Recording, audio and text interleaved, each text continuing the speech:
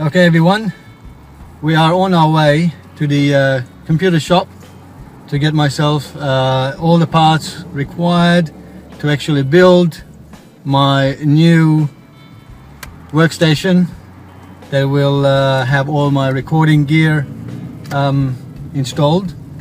So we're just going to go ahead, buy all the parts, and I will show you how we're going to go about building it and putting it all together, installing the operating system, and then all the software and so on. So I know this is probably out of a little bit out of topic, but still technically about building a workstation for recording purposes. So we're heading on. Okay, we've got most of the parts. We've got the monitor, we've got the case and all the other parts, and except they didn't have the motherboard and the cooler for the CPU, so we're going to go somewhere else now and buy it from the other place, the rest of them. Hopefully they have it. So let's keep going. Okay, we got pretty much everything that we need for building the PC. So we've got the case. It's a nice big case, wide one, so there's plenty of room for the air to move, so all the heats get dissipated, and plenty of room for all the bits and pieces that's going to go in there. And we've got the monitor. It's 21:9 ultra wide monitor that it'll give me nice long screen to get all my timeline for my DAW, so I can see all the tracks and the full timeline, so it works really well, will fit in well. To go with that, we've got the ASrock motherboard, the H97 Performance Series, and so on. And it does come with a Thunderbolt adapter later on if I need to add Thunderbolt for Firewire interfaces and so on. So the motherboard already has that built in. With that, we've got the Intel CPU, the Intel Core i7, the 4790. So that's going to be put in there. And to keep that CPU cool, we have this nice big cooler that's going to go in there. It's quite a silent one. A nice big cooler, that way we minimize the number of fans we need to keep the CPU cool and the PC cool, so that minimize noise while we're doing recording and so on. So minimum fans. We've got a DVD burner just in case, so I can burn the DVD or the CDs, so I can listen in the car, the music I record. We have a Seagate 2TB drive. We will also put in my 250 gig SSD drive where the operating system will go on, and the 2TB Seagate drive will have all of the data in there for all the recording. And we also have some nice wireless keyboard and mouse package to go with it. So we will put all this together, and we'll go through the process as well. I will have some videos as my son is putting it together for me as well, helping me out. Well, he took my laptop, so it's his turn to actually build my new PC, because now I don't have a laptop to do all my recording. So we'll go through it, and now you'll be able to have some idea of how to build a PC for home recording studio, to have the best processing power, for the money, the budget, as well as quiet as possible. And as I mentioned, one of the things to make it really quiet, so while we're doing vocal takes and recordings with microphones, we don't actually get the fan noise in there. We're going to use that nice big heatsink for the CPU, as well as we've chosen the case where it has lots of noise dampening foams and things in there to minimize fan noise and air movement noise as well. So yeah, so we'll get started, and we get all the things put together and make it work. Okay, we've got the motherboard and the heatsink all in. The RAMs are in, the power supply is in. So that's the motherboard there sitting, and that's the heatsink with the fan in the middle. So it's nice and big heatsink, so we don't have to worry about too many fans running at full speed to cool the place down.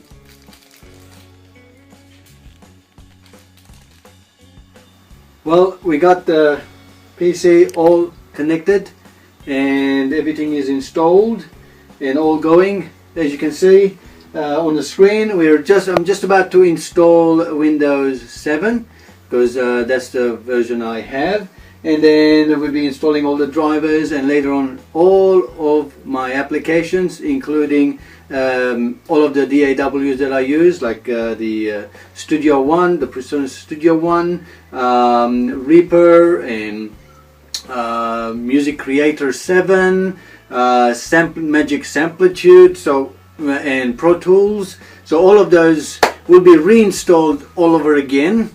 And as you can see with my 29:9 screen, and I'm hoping that it'll give me enough room to be able to display all the things that I need. So all the VST plugins, we've got multiple of them on each track, then I'll be able to lay them out, be able to see each one of them. So I think it worked out really well. So overall, including the monitor and the PC, it cost about just over $1,500. Which is quite a reasonable price for what we got. So we got the Intel i7 as a processor, then we have a 2 terabyte drive and 240 gig SSD drive where the operating system is installing, and the 2 terabyte will hold all of the data. And then we've got 16 gigs of RAM. We've got that big massive heatsink so that it actually minimizes the noise of the fans. The fans are hardly even running, so the CPU fan is not even on, so it's off. That's how cold it is, so it keeps it nice and cool. But as we obviously start processing some of the tracks that might drive it, but it's very quiet. It's very quiet. So once we put the panels on the CPU, when we finish installing everything, you can hardly hear it, which is what we wanted to achieve, a very low noise PC, and I think we've done quite well. So we'll go ahead, install and finish off all of the operating system and the drivers and everything else, and we'll come back and we have a look how good we achieved all of the things that we wanted to do. Well, after several days of playing around with the PC, I finally have it going, nearly. I have few hiccups, still waiting for things to happen, but it's mostly there. As you can see, I've got my video editing available now. I can now edit videos and put it on YouTube. I do have the PreSonus Studio One installed, as well as my Professional, as well as my Prime, so we can continue with that project. I also have the Cakewalk Music Creator 7 installed, so we can continue that project again. And all of my other DAWs like Reaper and Magic Samplitude and so on, and a few others that I have. So hopefully we'll keep going and make more videos for me to upload on new tips and ideas and creativity in music wise. Now, as I said, there were a few hiccups in the meantime, especially with licenses of software, few, where especially VST plugins. One I had issue with was Melodyne. I had apparently used all of my available licenses, and I didn't get a chance obviously to delete it from my old PC and regain a license. So I had to go back and forth with the emails, which was pretty good, good support. After the pretty much 24 hours later, I had Melodyne going again, which I use every now and then in some projects to pitch correct some vocals. And the other one was Waves, which I'm still waiting for some resolution, because Waves have this cloud, you know, transfer of licenses from one PC to the next and so on. Now my PC, because I did not remove it from the old laptop, now it's actually stuck on that PC and I cannot install it on my new PC. This is for a software that I actually, you know, paid money for, but now I cannot use it because it's locked onto my other PC, the laptop. So to get it back, I can reclaim it, but I have to wait 12 months for it.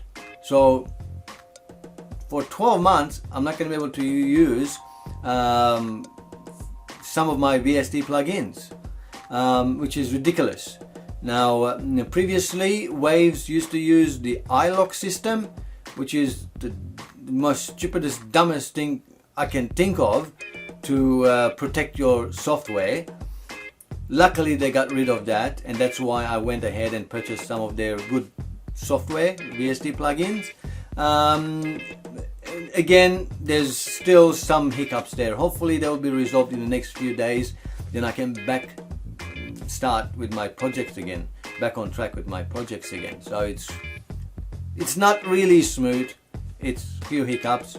One of the easiest ones obviously were the Presonus, because Presonus allows you to control all of your licenses through their user login on their website, and it was easy as anything. The same goes with Cakewalk. Cakewalk again, I just had to download and install, and already knew all about my licenses, so I didn't even have to enter any license numbers because it knew about it, because I logged into the Cakewalk website as a user login. So there are good things, some of the bad things. We'll talk about that in maybe another video. So hopefully now on, very soon, I will get more videos coming up and those two projects continuing again, so we get more tips and ideas of how to record the music. And if you haven't subscribed to my channel, you are most welcome to subscribe, so that anything new I do, you'll be kept up to date in no time. And until next time, please make lots of good music, and I'll see you next time. Cheerio, bye bye, back to it.